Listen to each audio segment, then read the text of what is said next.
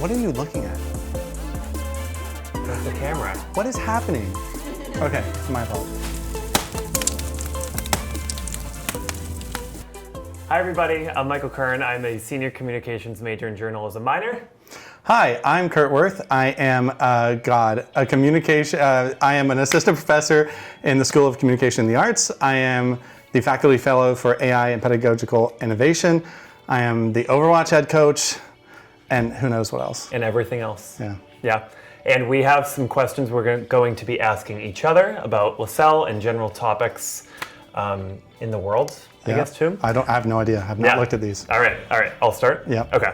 I'm scared. I feel like I know the answer to this, but you can share with the audience. What has been your favorite class to teach at Lasell?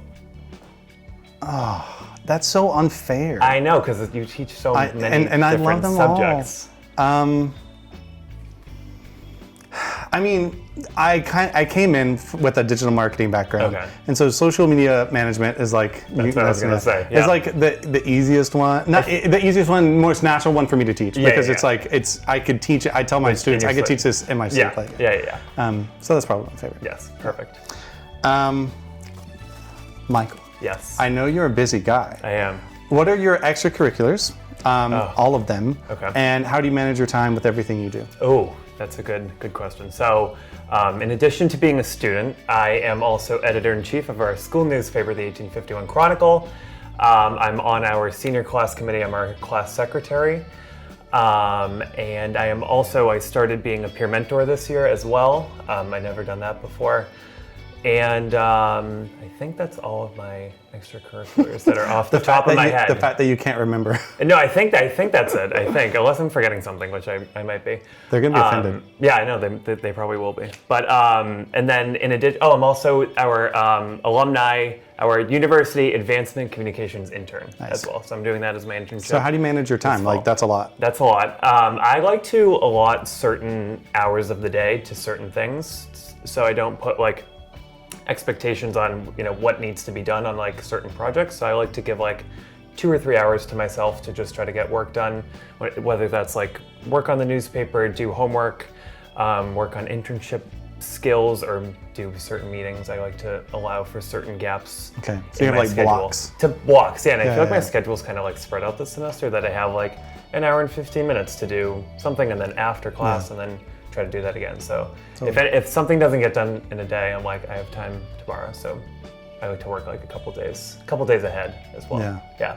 That's a good student. I love, like, as a professor, I love hearing, because I'm like, it's like the Sunday night at 11:58. I'm like, oh no, I'm not. Yeah. Like I try to like shut myself off on the weekends, or if I have to respond to emails, I do that. Or even at night, like I'm not like a night worker. So I'm like, I don't want to. I will like pretty much past 7, 8 o'clock. That's impressive. I'm done. That's good. Yeah. Perfect. Next one. Your turn. Okay. This is not a Lasell question. So, and this is going to be something. And I know we've talked about this too. So you will have to.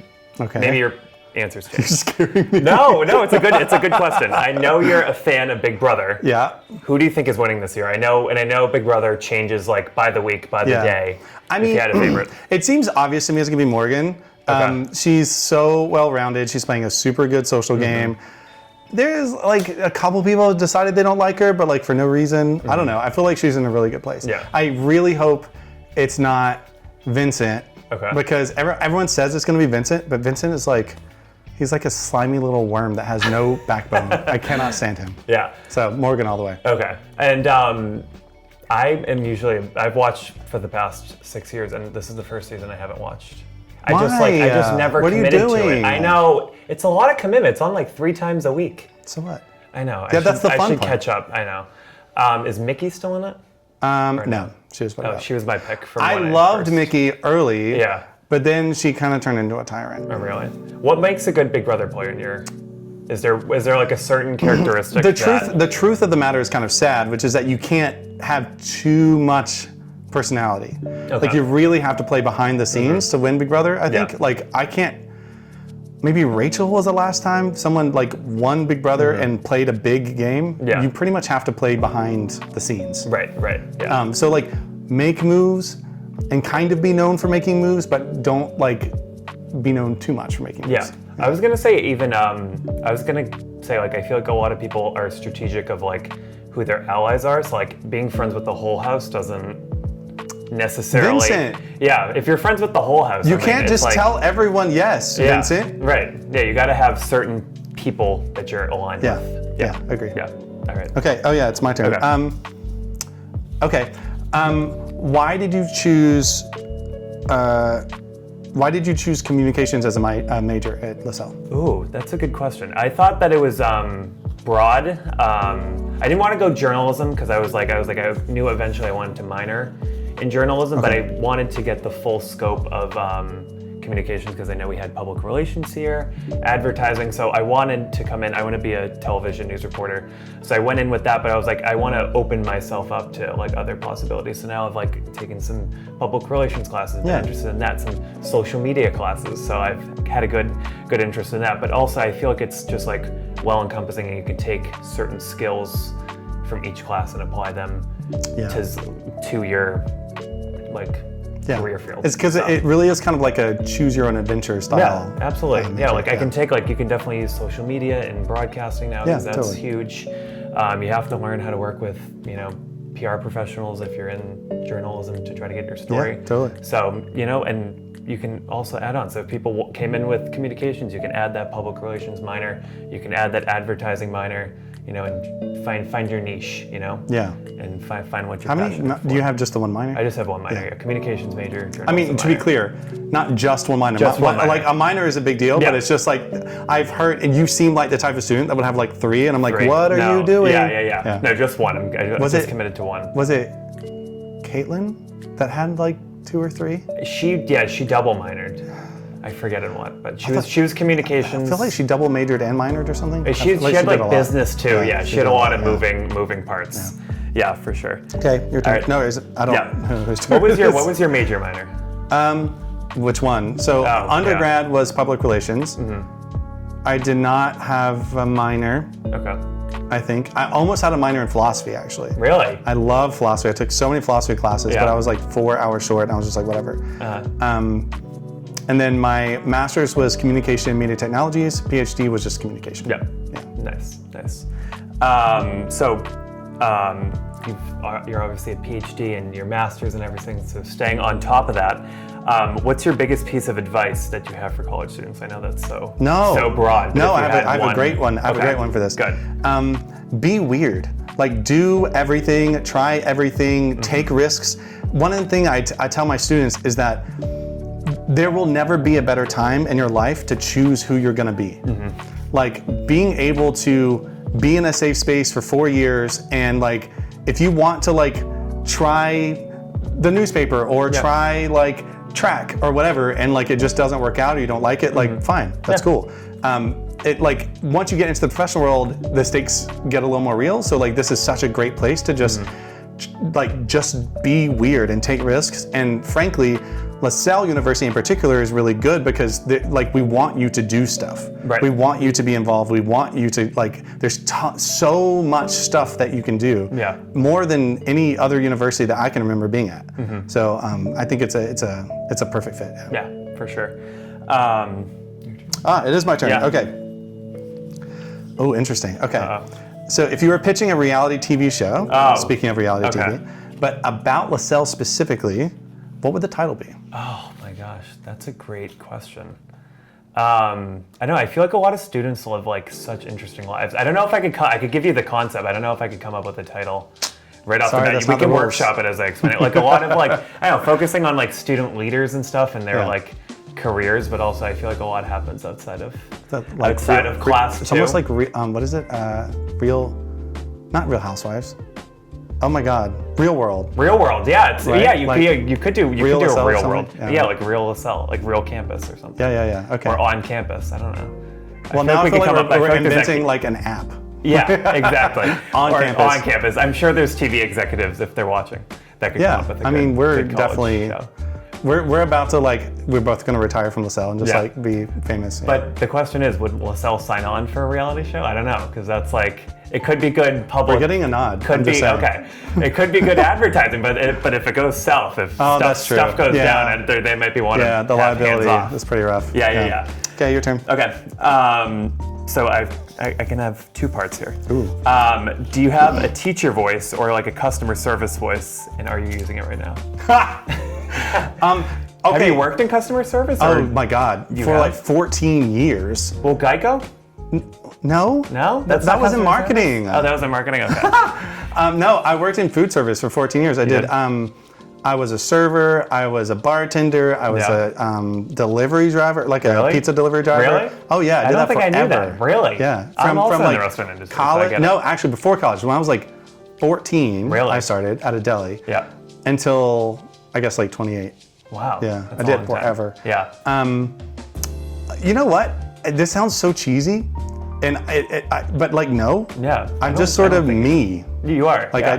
I don't change. I don't code switch as much as most people. I feel like. I feel like there are professors that probably want to be like professional and stern, and then absolutely. they're like out of class, like yeah. I think it helps for me. Like I came from marketing, and in marketing, like we wear like flip flops and shorts. Yeah, like it's no one very cares. cash. Yeah. Like they're literal. The agency I worked with at Geico, they had beer on tap. Really? And ping pong. Yeah. So like I just came from an environment where you wear. Like this is like I had in my PhD program, my co-chair of my dissertation committee, he was like, you need to wear like 3-piece suit, like you really need to set the tone because they need to see what it's like to be professional. I'm like, do they though? Yeah. Like I feel like what it means to be professional has changed over time, Oh, and I think that like being respectful, being I don't know. Like relating to humans is one thing, but like I can do that in jeans. Yeah, you don't have to be all buttoned up. And yeah. I feel like that's even changed. Like people used to wear suits all the time. Now it's like if you're so buttoned up, you could come off as like totally stern and so professional and rigid even. And my approach to the classroom is relating. Yeah. It's about like getting my students to trust me, and there are multiple people in this room that will verify that like every single day I open up. How's your day? How's your week? What's going on? Tell me about your life. Right. And then I share stuff about my life, and that's why we've had those conversations you mentioned. And it's because like, and if I was like in a 3-piece suit, that just wouldn't work. Yeah. Like It'd be a disconnect. Right. It's about just like getting them to trust me, so that way when I'm like giving life advice and like trying to teach like, hey, this is important. You should actually remember this. Like they remember it. Yeah, for sure. Yeah, for sure. Okay. Okay. Okay. I'm processing so I can word it right. Okay.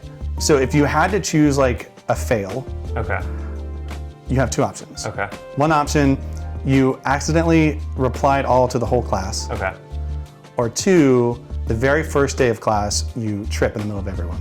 Oh, I've probably done both, honestly. I can be clumsy. I'm like kind of clumsy. And I've probably done the email too, to multiple.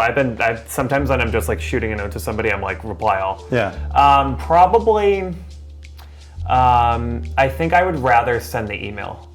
Okay. Because then I could be like, if that was like, I feel like people are like, could be like, oh, maybe that was like a mistake. If you trip and fall, they're gonna be like, that's the kid who fell. And they're like, if it's like an email, people reply all the time, right? Yeah. But just like, I guess it what depends on what you're sending. What if I'm replying with a good question That's that could apply to That's a good point. Yeah. everybody? It's easier to spend that way. Yeah, exactly. Yeah. Right. Yeah, okay. What would you rather? I would say trip actually, because if I were replying all, if I were like I don't send spicy emails, but like being mean or anything, but like you just never know, right? Like maybe I'm talking about something sensitive or whatever, and like it's a little riskier. So I'd rather trip. And I also like don't really do shame. Like I don't care.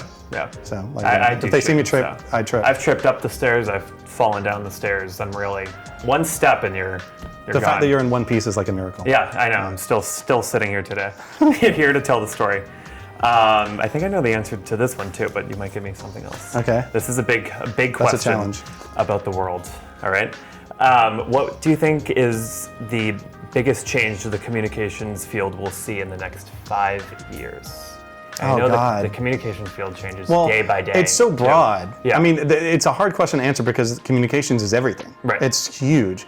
But if I were to answer that, obviously you have to, and of course my role, I'm a little biased, but I think it's true. AI is going to change everything, right? Sure. Yeah. So it's really going to come down to like, what are humans actually doing in 5 years? And I think we'll probably be doing less, for better or for worse, not a judgment call, probably less writing, probably less art, probably less coding, like manual, like setting up of, of equipment, or like, software management. So I think that people that have learned how to work in conjunction with AI, not offloaded the work, and also not ignored it. The people that understand how to write a really good prompt, how to work back and forth with AI, how to have a vision for what they want to see, and then have the ability to have that realized through AI, I think those are the people that are going to succeed. But in terms of what the field itself looks like, I mean, there's like production, journalism, marketing, like it's just so broad that it's but there's so much like with AI that you still need to have like I feel like a human connection and creativity to create something. I don't know if AI could step that up, that could change too, but using it as like an assist, but I feel like there's nothing better than human. Have you ever seen it try to be funny? No. It's bad. Yeah. It's like it's a really good insight as to how little context they have for like humanity. Yeah. No, it's not. What's a robot? So like how much they can try. It probably sounds like Because I feel like jokes on the internet also are cringy. Yeah. So probably. It's like, and that's what they're being trained on. So. Yeah. Or they're taking from the internet. And it's like doesn't relate to everybody. So I have a question for you, and it better involve me, but I'm just kidding, but not really, but I'm maybe.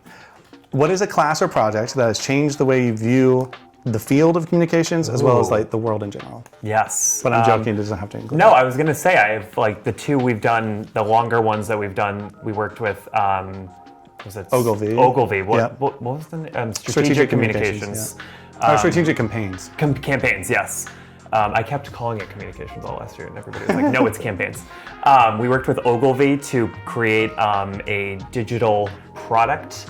That was super cool. That was like a semester long, right? Yep. Yeah, that was a semester long project. And we did another semester long project in Kurt's so-called favorite class. Social media management. As of right now. Social media management. My group worked on a like digital audit of, we did Caesar's Palace? Yeah, Caesar's Palace and like sports books. Yeah. And kind of like took the casino and hotel field and kind of like shrunk it down and did this whole audit. I kind of like those long projects. They were probably tough like in the moment, but like looking back at it, having all that work done was really cool. And also I like the day-by-day stuff like that we do in like public relations, learning about that, learning about, journalistic things that I didn't even, know about. And even also us in the communications field, like taking in news and new information, like the world is crazy. So like learning about that stuff in class and having that open forum and discussion to talk about that. I think that's super cool. I would probably say those two are the biggest projects that have stood out to me. Yeah. I feel like the semester long ones are the ones that like they're tough. Can have a bigger impact. Yeah, they're tough, but it kind of makes you like warp your perception of what knowledge you had coming in, and you're leaving with more skills and knowledge to use in the real world. Sure. My last question here is, there's only one right answer. Okay. Okay, and it's about me. All right. Okay. You're a big trivia guy. You host trivia all the time. Trivia, yep. So we have a trivia question. How many Kurt Wirth classes that I have been in with you? How many have I been in with you? I think you're in 101, social media management, strategic campaigns. You kind of cheated. You're I know. I kind of teed you up for this one. I don't think you were in any of the sports classes. I'm trying to remember if you were in comm research already. I feel like you weren't. I'm gonna go 3. No, it's 4. I'm in comm research right now. Oh yeah. Well, I saw you this morning. You haven't completed it, well, so it doesn't count. It doesn't count. So technically, I'm in it now. Okay, fine. I'm gonna say wrong that it was 4, but I thought you forgot I was already in your class. I don't have a memory. That's okay. Yeah. Just short. Well, if you just had more of an impact on the class, then it's still early. It's only September. I have plenty of time to make an impact. Right. Is this my last question? Yes, this is the last question. Yep. Okay. If we were in the Hunger Games, which one of us would win? You. Or like last longer? I think you. Why? Because I think you're crafty. I feel like you can make like a wooden, like you can find a stick and like I can make a sword out of this. And you're very strategic too. So I feel like you could like. There's that part. Yeah. You would have. It's kind of like going back to Big Brother. You could be like make your allies, but you don't have to. Too. But you have to also gather. I'm not gonna like I don't know how to pitch a tent. I don't know how to survive in the wilderness. I'm gonna tell you. I'm gonna be real with you. Yeah. Neither do I. Really? I think you could survive longer than me. I would get freaked out by the whole thing. I would like immediately build an alliance of like half of the people, and then just slowly build mini alliances and have them all killed. Yeah. Like I would. I mean, to be clear, we're talking about children, but That's if we true. weren't, then adults out of here. Yeah, I think you would definitely survive longer than I would. I would freak myself out. I'd be like, what am I doing here? Why am I here? And you could, Mom, Mom, like help me. Why am I here? Come pick me up. Yeah, exactly. But yeah, so that's all of our questions. I guess we did it. We did it. That's all the questions. Thanks for watching.